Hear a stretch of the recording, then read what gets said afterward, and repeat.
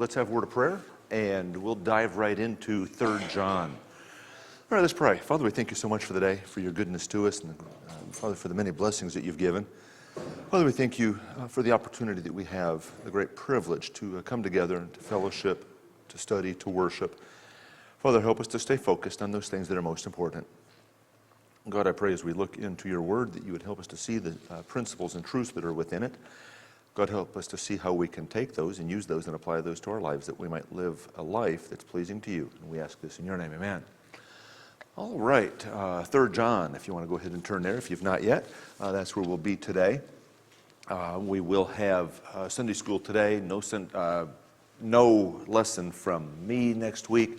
I believe Brother Palmer will have the lesson, and then we'll be back to Jude in a couple of weeks. As we continue here looking at these one-chapter books, there's a lot tucked in those, but because of their size, we mentioned earlier, because of their size, they're often overlooked. Maybe people give a glance to them, but there's a lot packed in. And I was thinking even this morning, how would you like for your correspondence to be preserved forever? And not just saved, but saved so everybody can read it. And that's what we have here with 2nd and 3rd John. We saw last week, this was a personal note that John wrote, obviously not long.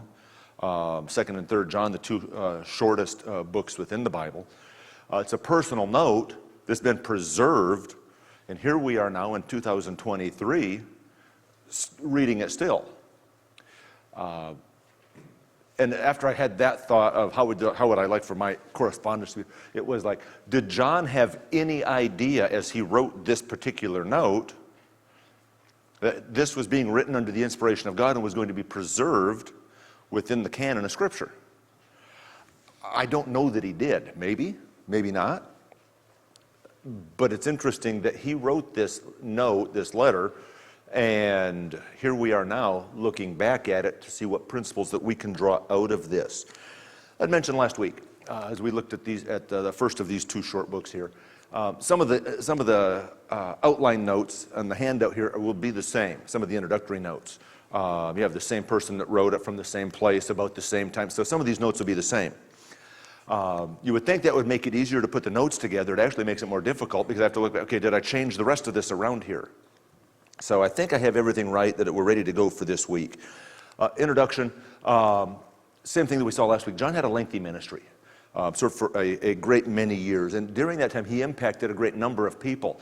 As he grew in age and was less able to travel, he started sending out, I think I said last week, something like we would think of akin to the old circuit riding preacher.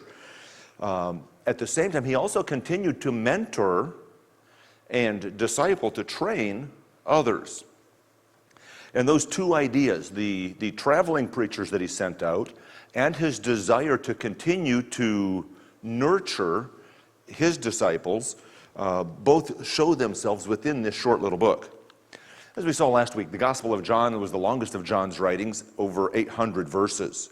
1 Corinthians, the longest of the epistles, over 400 verses. 3 John has 14 verses, and there's always a question of which book is shorter, 2 John or 3 John. One has fewer verses, one has fewer lines.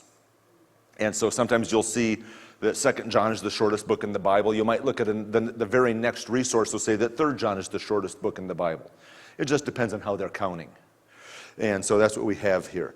The author, same as we saw last week, introduces himself as the elder. Look at verse 1. The elder unto the well-beloved Gaius, whom I love in the truth. So he introduces himself without introducing himself. Obviously, when Gaius receives this note, he will know exactly who's sending it. And we know, as we spent time with last week, we're looking at John the Apostle here. John, who was the one that was known as the disciple whom Jesus loved. And he was one of that inner circle, Peter, James, and John, that were at the Mount of Transfiguration, things like that. Last week, if you'll recall, when we were talking about 2 John, we talked about John had a disciple, a student, if you will, that was Polycarp. Polycarp had a student that was Irenaeus. Irenaeus said that John wrote 2 John. We don't have that kind of external evidence with 3 John as far as authorship. There's less external evidence than there was for 2 John. But the evidence that is available, that is present, points to the Apostle John. The internal evidence, however, all points to the Apostle John. That is, when we look at the book, and as we saw last week, the style of writing. The style of the epistles, 1st, 2nd, 3rd John, these Johannine writings, all very closely resemble the Gospel of John. And so, as we're looking, I work in a world where we stack boxes, but not just in columns. We're supposed to stack them like you make a brick wall so that ties everything together. Different people load boxes in different ways. If you work with the people long enough, you can get a rough idea. Okay, you didn't load this. Who did this? Because they have their certain style. When it comes to writing, we have a style.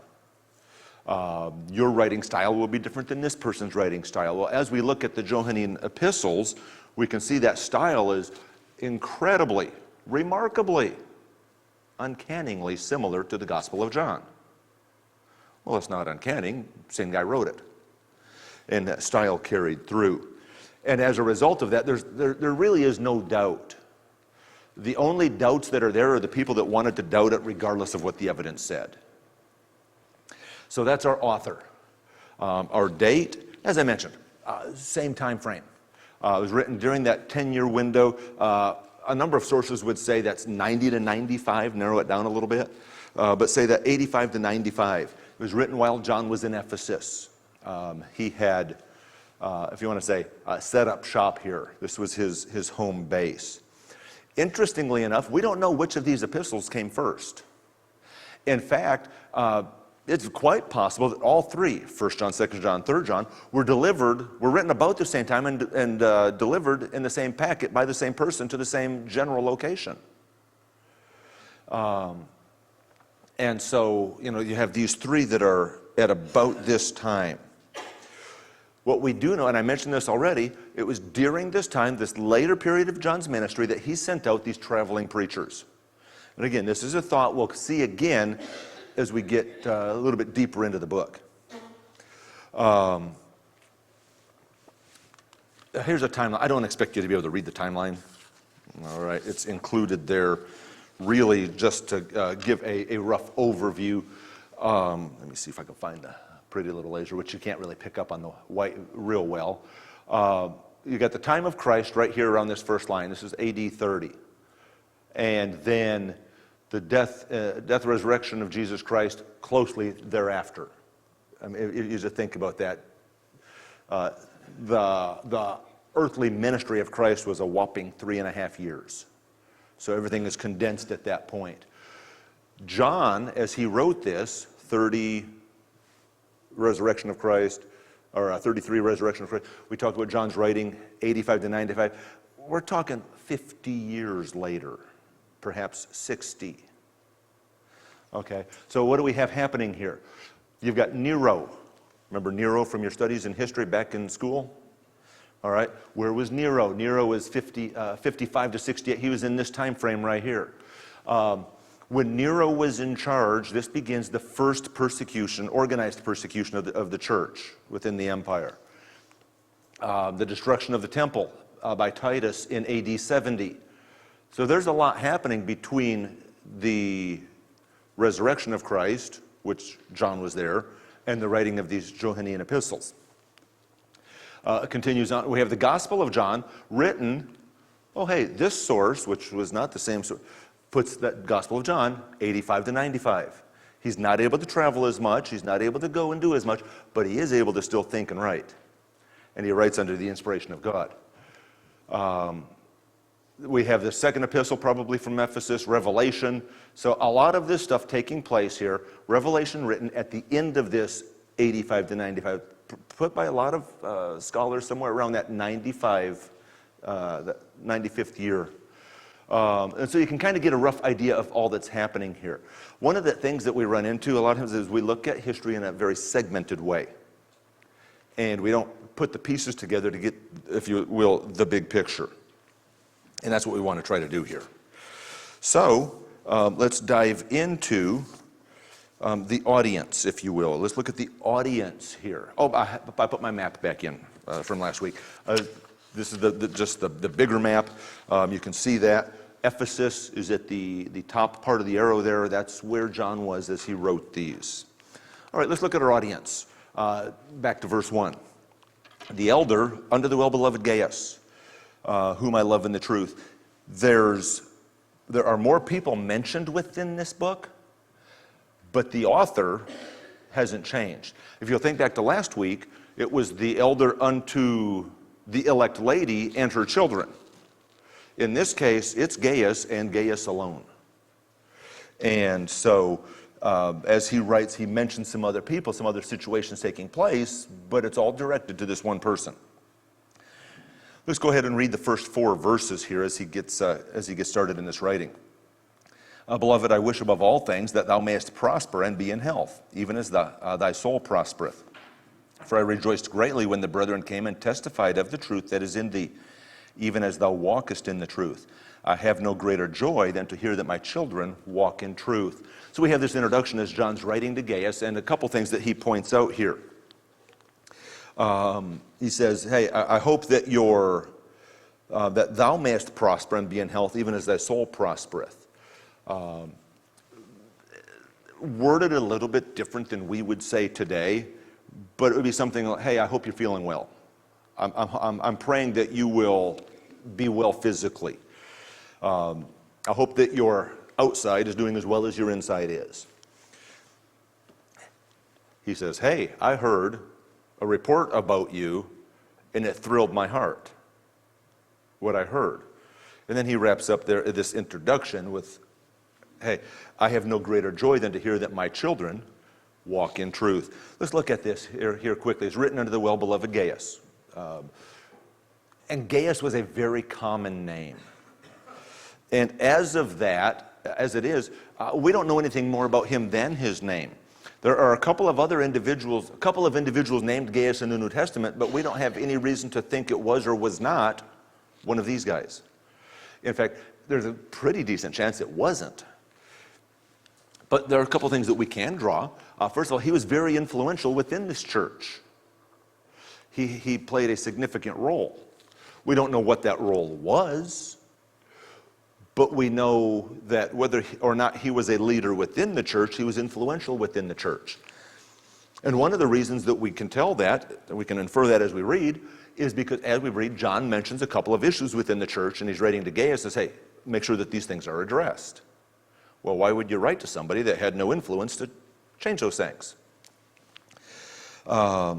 He was apparently a disciple of John. John's writing, he says, hey, I heard great things about you, and it does my heart good to hear that my children walk in truth. Apparently, John had spent a bit of time discipling this man, training this man. And as I mentioned, there are others named Gaius throughout the New Testament. I think there's only like 2 or 3, 4, maybe. So was it one of those who had settled here? Don't know. We don't have reason to think that it was. We don't have reason to think that it wasn't. There's not enough information here. So the audience is Gaius. Well, the audience is also us, as I mentioned earlier. As a result of God's inspiring this and preserving it to be in His Word, it's written not only for Gaius to read, it's written for us to read here now in 2023. And so we need to, as we read, what are the lessons that we can draw from this? And that's where we go now. Let's look at the themes. I don't know how well you can tell what it is. I've got a pile of sticky notes as the background here, because this is a very short book, and there's just a couple of themes. And as I was putting it together, my mind kept going to Lieutenant Columbo. Just one more thing. In fact, if you'll notice, if you turn back to the title on that first page, 3 quick things. As you watch the notes here, you'll see that there's 4 themes. And yet, this is the shortest, or one of the 2 shortest books in the Bible. How do you get to 4 themes in a whole 14 verses? Well, you get to the point quickly. There's not a lot of elaboration here. The first theme that we see here is servanthood. Servant. He's writing to Gaius. Look at verse 5. Beloved, thou dost faithfully whatsoever thou doest to the brethren and to the strangers, which have borne witness of thy charity before the church, whom, if thou bring forward on their journey after a godly sort, thou shalt do well, because that for his name's sake they went forth, taking nothing of the Gentiles. We'll pause right there. He's writing to Gaius, and he says, hey, I've heard that you have been helping to meet the needs of these people. And he's talking about these traveling preachers, these missionaries. Gaius sought to serve. The very next point here, we'll see it in a moment here, talks about his using his personal resources. But he sought to serve. He invested his life in the lives and ministries of others. And this behavior was seen by others. You've heard it said, no man is an island. Gaius is a good example of that. He was using what God had given him to be a blessing. He was using his talents and resources. He was using his time. He was serving. And here's here's John in Ephesus hearing these reports about what Gaius is doing. As we work and serve, as we invest our lives in others, we may not be in the position of leadership, or maybe we are, but others will take note of what we do. It's not always what we say as much as it is what we do. Others cannot minister if some do not serve. We got missions emphasis. And during missions emphasis or missions conferences, there's this challenge to give. Now, our missionary budget is part of the regular budget, the general budget. But the idea is, hey, let's be more focused on, whether it's giving or praying or helping in other ways, these missionaries can't go out and serve if there are not people at home that are helping to meet those needs. And here's John writing to Gaius and saying, these people can't go out and preach if you're not helping to send them on their way. The servant is important, very important. And John's here and he's encouraging the servant. Sometimes, oftentimes, much of the time, the servant does all the work with none of the praise. And a true servant isn't trying to get praise, but do you like to feel appreciated? That need to feel appreciation is genuine. And here's John writing to Gaius and saying, hey, I heard about what you're doing. Thank you for helping to send these people on their way. Hospitality. The next, generous hospitality. Here is one, verse 6, we read it already, which have borne witness of thy charity before the church. He is using his resources and freely giving to meet the needs of others. Verse 7, that for his name's sake they went forth, they're traveling preachers, taking nothing of the Gentiles. They did not go to the unbelievers and say, hey, would you help meet our needs? They went into the church, and Gaius willingly used his resources to help meet their needs. Verse 8, we therefore ought to receive such, that we might be fellow helpers with the truth. John's saying, they need to go out and preach. You need to give to help them. As you give, you're a fellow laborer with them. You ever heard that term before? Those who stay and give are equally important. And so this hospitality, he's helping to see that their needs are met. He helped to provide for them. And not to provide for them and give them comfortable lodging so that they could stay and serve out the rest of their day. Help meet their needs and help them get back on the road so that they could go do the job that God had called them to. And it's important that we understand that those behind the scenes are vitally important. That servant, that one who isn't up in the front getting all of the credit and all of the acclaim, but doing much of the work. They're very, very, very, very important. If you were to go to a play, at the end of the play, all of the cast members come out for the applause. Who doesn't come out? The people that built the set, the stagehands, the people that did all the or that are going to do all of the cleaning afterwards and picking everything up. They don't get the praise, but their job is just as important, because without them, the show does not go on. It's important that we understand that and that we recognize those servants. Two more themes. This next one, not quite so fun to talk about. Selfishness. Now here's John writing, commending Gaius, saying, hey, fantastic job, thank you for all that you're doing. Look at verse 9. I wrote unto the church, but Diotrephes, who loveth to have the preeminence among them, receiveth us not. A couple things that are interesting here. I wrote unto the church. We don't know, just because we don't, was this referencing 1 John or 2 John, or was this another letter that John wrote that God did not preserve for us? We don't know. But it is interesting. John's writing to Gaius and calls out another individual. And it's not simply that he says, hey, this other guy over here, he calls him by name. And it's not just that he calls him by name. We'll read it in a moment. He calls him by name and points his finger at him. Well, let's see what he says here. I wrote unto the church, but Diotrephes, who loveth to have the preeminence, receiveth us not. Wherefore, if I come, I will remember his deeds which he doeth, prating against us with malicious words, not content therewith. Neither doth he himself receive the brethren, and forbiddeth them that would, and casteth them out of the church. This guy is creating a headache or two, or three or four.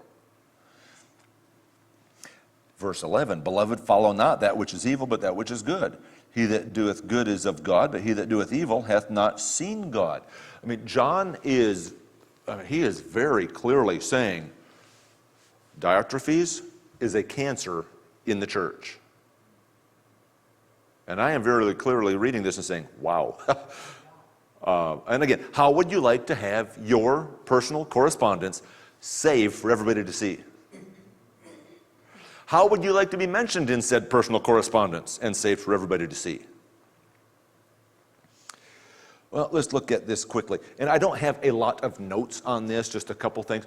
Diotrephes was living the life that says, I want what I want, and I want it my way, I want it right now. Diotrephes was saying, I'm in charge. As I read this, my mind went back to the attempted assassination of Reagan and some of the issues that were surrounding that. And if you recall, Alexander Haig, who had a long and storied career in public service, basically says that he's in charge because of the situation, and he wasn't. And he was ridiculed because of it. This idea that I'm in charge is not new with Alexander Haig. It was not new with Diotrephes, but it is a very common situation amongst the human race. The servant, at the beginning of the working behind the scenes, is an uncommon individual. We've mentioned in the past, how many of us seek for promotion? Not necessarily a job promotion, but seek to be acknowledged. And yet how many more, their whole life is about getting on that next rung of the ladder. And here's Diotrephes in the church saying, I'm on top of the ladder.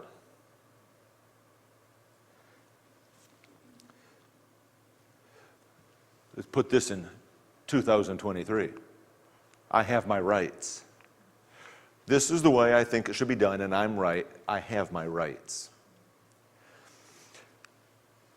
Now, we can see from the text here, Diotrephes is not being kind and gracious. Diotrephes loves to have the preeminence. Receiveth us now. He's not receiving these traveling preachers. He's prating against us with malicious words, speaking evil. He's not content. He's not receiving the brethren. He's forbidding those that would receive the brethren. And if you do receive the brethren, he's putting you out of the church. Diotrephes is saying it's my way or the highway. And again, I look at this and I go, whoa, time out. And John follows up talking about Diotrephes and his behavior. In verse 11 again, follow not that which is evil, but that which is good. He that doeth good is of God. He that doeth evil hath not seen good.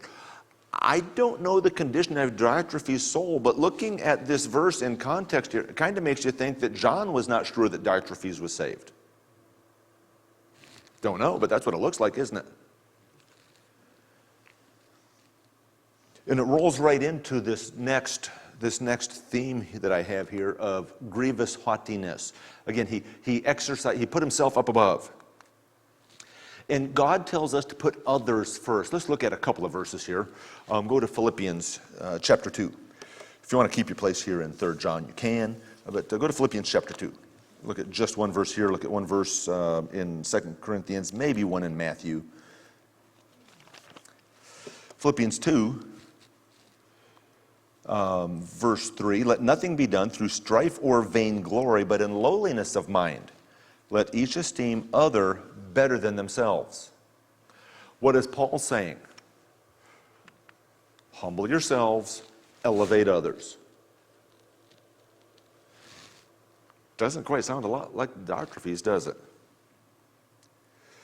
Well, if that's the case, then do not elevate others, or do not elevate self. Do not elevate self. Go to, what was that? 2 Corinthians. 2 Corinthians 10.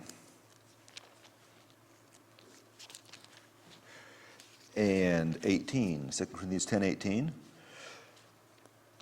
For not he that commendeth himself is approved, but whom the Lord commendeth.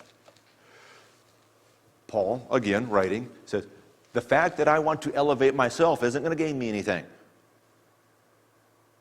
What will gain me approval is if God elevates me. If God looks at me and says, well done.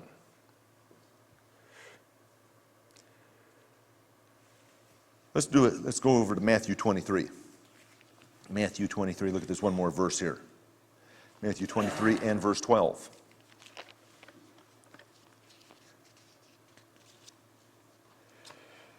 Again, very familiar. And whosoever shall exalt himself shall be abased.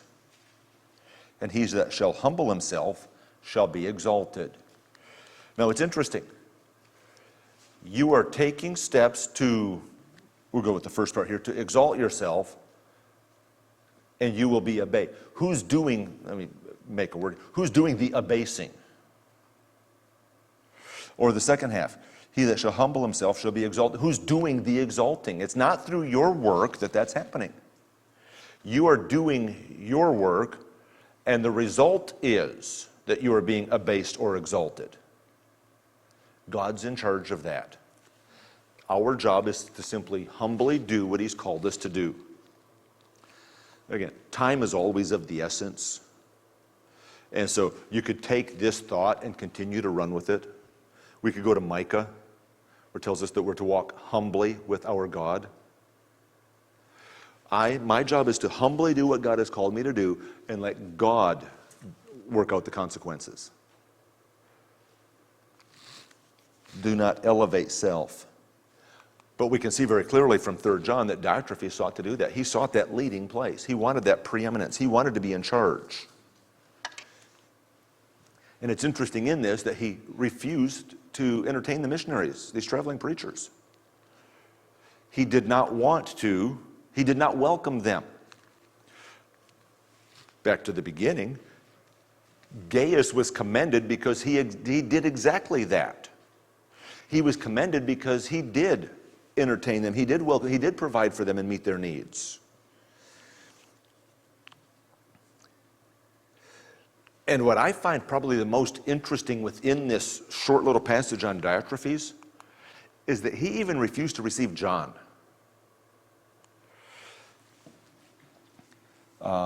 Back in verse 9, he loveth to have the preeminence among them, receiveth us. Second person plural pronoun. The plural means there's more than one. Second person means it's me and somebody else. John is writing this. If he's not receiving us, that means John is part of those not being received. Again, I read them like, ooh, I think I will take a step back from this one. There was great respect given to those apostles of Christ, those who had personal interaction with him. And now we have Diotrephes saying it doesn't matter, I don't care. You might be John. That's not my problem. And I'm like, ooh, the audacity. But that's what we have, and this is within the church. And John is calling him out. Well, key verse, and there's a couple more thoughts here, but we'll get to those in the conclusion, so we'll get there in a moment. Key verse says, I mentioned verse 4 already. I have no greater joy than to hear that my children walk in truth. John delighted to hear that those people in whom he had invested his life were continuing in the path that they'd been taught. We saw Paul write of that to Timothy, but continue thou in the things which thou hast learned. It's a recurring theme here within the epistles. Hey, you've been taught well, continue to live well. And John says, I have no greater joy but to hear that my students, my children are walking in truth. And then verse 11. There's no way to avoid this when we've read it already. Follow not that which is evil, but that which is good. We come in life, we come to a point where we've got to make a decision. Do we decide what works best for us or what's true? Do we decide what seems to be good at this moment, or do we decide about what's good for eternity? And John says, hey, follow that which is good, not that which is evil. Let's read the rest of this here as we come then to the outline, because in this we'll see Demetrius mentioned. Verse 12, Demetrius hath good report of all men, and of the truth itself, yea, and we also bear record. Ye know that our record is true. I had many things to write, but I will not with ink and pen write it unto thee. But I trust I shall shortly see thee, and we shall speak face to face. Peace be to thee. Our friends salute thee. Greet the friends by name. Our outline. We've already looked at this. We have got the greeting at the beginning, and followed immediately by the commendation of Gaius. It mentions that he's a prosperous man. He's giving of his resources to help meet the needs of others. And Paul is saying, hey, I'm praying that you will be blessed physically, even as you have been blessed spiritually. Why would John pray that? Because John understands that he's going to use that prosperity for the furtherance of the gospel. And he is obviously one who is exhorting others. He's exhorting, he's encouraging, he is helping them on their way. So we've got this commendation. We have a condemnation of Diotrephes. A condemnation. The prosperity of Gaius is mentioned. The pride of Diotrephes is mentioned. And he's not an exhorter. He's an egotist. He has a big head. He thinks that he is in charge.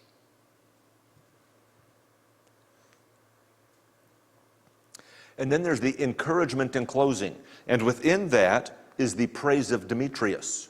Just a quick, short little statement. It's a short little statement that packs a punch, and we'll see that in just a moment. And he's given as an example. As an example. He hath good report of all, including the truth. It's just a short little statement, but a very weighty statement. And so we have this quick outline. Well, conclusion. Just some thoughts on the book, or from the book. First of all, how will we be remembered? Here we are now in 2024, or 24 around the corner. 2023. John wrote this, AD 85 to 95. That was a couple, 2 or 3 years ago. These people are still talked about in church today. We will not be written about and kept in the canon of Scripture But we will be remembered after we're gone. How will we be remembered? We hear a lot with politicians about their legacy, usually in regards to the presidency, about their legacy. You know, the legacy of the politician isn't established while they're in office. It's established beginning from birth and ending at death. Legacy is something that we build over a lifetime. Here we are today. How will we be remembered? There may be a point in time that is remembered most, but it is always tempered by a lifetime. It's interesting from this, I see that anybody can be a servant. There are not a lot of applicants for the position of servant. Lots of applicants for the position of boss, but not so many for the position of servant. Anybody can be a servant. But that role of the servant is critically, vitally important. I see from this, we need to use what we have to be a blessing. As John writes and commends Gaius, he basically says, you're using your resources to be a help and a blessing. Thank you very much. It seems as if he may have been a prosperous man. But it also may have been that he was using his widow's mite and stretching it as far as he could. We're not really sure. Again, I mentioned in the introduction, we don't know anything about him. Just John's writing to him and saying, hey, here's what's happening within the church. We have to deal with this. So it seems as if he was influential, but that doesn't mean that he was, Scrooge McDuck and loaded. It does mean that he was rich spiritually. And John is praying here and says, hey, I'm hoping that you will be well physically even as you are well spiritually. We need to use what we have to be a blessing. What we have is not ours to keep. What we have is ours to invest in eternity. I was listening to a podcast the other day, probably while I was driving home from work, and they were talking about the fact that 60 years ago, investing on a personal level was not as common. It was reserved for the rich. And then over time, it's become something that, hey, the individual normal man can invest now and get stocks in the market and things like that. We understand the idea of investing. You put money in hoping to get more money out. There's not a thing on this earth that has the same investment quality as investing in heaven, as investing in eternity. And we need to understand that what God has given us, He's not given to us to hoard for ourselves. He's given to us to use wisely. To use wisely for right now and to use wisely for the future. We need to invest. Invest in eternity. It's interesting as we look through this, even the servant is a fellow laborer, and we saw that. We mentioned that earlier. He's a fellow helper was the term that John used here. The servant is often the one that is left off on the side. In a lot of towns, parades aren't as big as they used to be. In a lot of small towns, parades are still a big thing, a couple, 3 times a year. Who's got the worst job in the parade? Right? The guy with the shovel. His whole job is what? Cleaning up horse extract. Who is the one guy in the parade that doesn't get applause? I mean, think about it. Everybody else, we're yelling and waving, all that. This guy's going by making sure that there's not a mess left in the streets. And we just let him walk on by. The servant very seldom gets the applause. But the servant is vitally important if the work is going to go on. Anybody can be a servant. And the servant, he's a fellow laborer too. We see here, we didn't mention it a whole lot today, but one of the themes that's similar to 2 John and similar to 1 John and similar to the Gospel of John is truth. Truth is worth working for. Last week we saw that it's worth fighting for.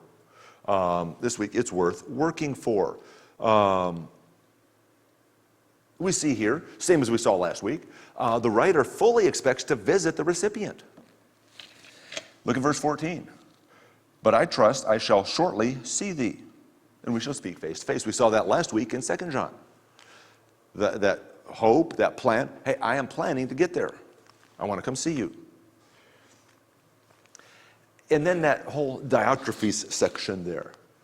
He's in the church. He's not talked about as being a false teacher. Remember, we saw the false teacher play such a significant role on last week's letter.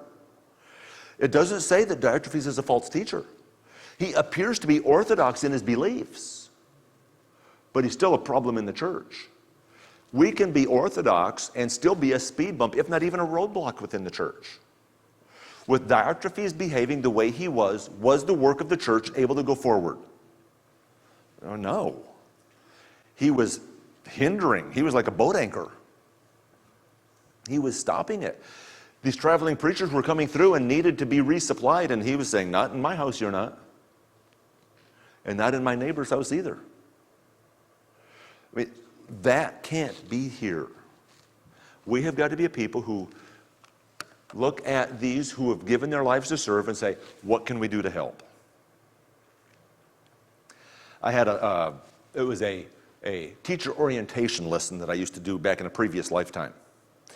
And it was talking about the fact, one of the most profound statements is if you go into maybe a fast food restaurant, and you go to the counter, and the person behind the counter says, how may I help you? I mean, think about that question. That should be how we live our lives. Looking for people who need help and asking, how can we help? That's what Gaius did. And he's commended by John as John writes this. There's a lot packed into this short little book. In our King James, 14 verses. Not very long verses. Written to one person. Talks about that one person and two more. Not a whole lot of, well, it doesn't tell us anywhere that Christ died, was buried, and rose again. It doesn't tell us anything here about Christ is coming. Not a lot of what we would call the fundamental. This is all about personal relationships within the church. How do we get the cause of Christ to go forward? That's somewhat important today in 2023. And so as we read this short little book, let's have our hearts and minds open, see what God has for us, and see what we can take and apply and put to practice within our lives and within our church. Father, we thank you for the day, for your goodness and graciousness to us. God, thank you for the blessings that you've sent our way. And God, help us to take what we have and to use it in such a way that it brings honor and glory to you, and that it helps to meet the needs of those around us. Father, as we read this book, help us to see the examples that you have preserved for us, and help us to follow the good examples, God, and to shun the bad. Help us to put away those characteristics that we may have within us, those traits that, Father, may be causing problems within the church. Help us to put those away, to ask you for help, and to live in a way that brings glory to you. And we ask this in your name, amen. Have a great day.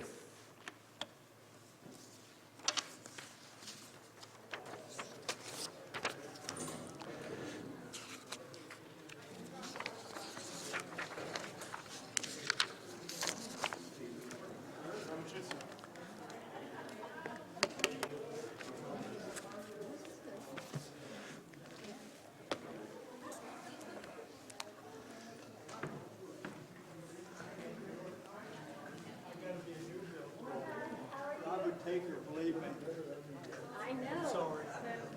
You keep doing that.